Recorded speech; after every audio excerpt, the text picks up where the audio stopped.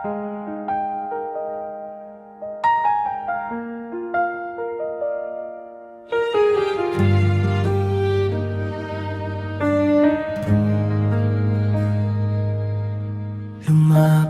ako sa iyong tahanan, may paggalang sa iyong harapan.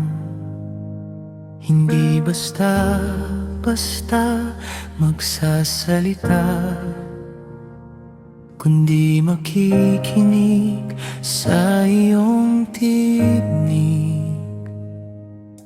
Ang mga salita ko'y maging tapat,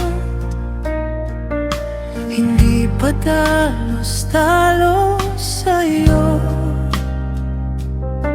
sapagkat ikaw ay nasa langit at ako'y narito sa lupa.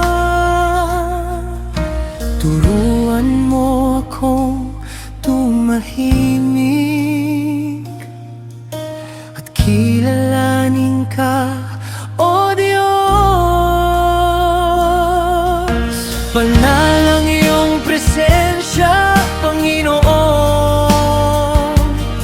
Sa iyo ako'y lumalapit, ang puso ko'y nagpapakumbaba sa harap ng iyong kalwalhatian.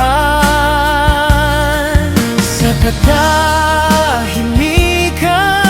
naririnig ka, sa pagsamba ako'y lalapit. Ikaw ang Diyos na dakila,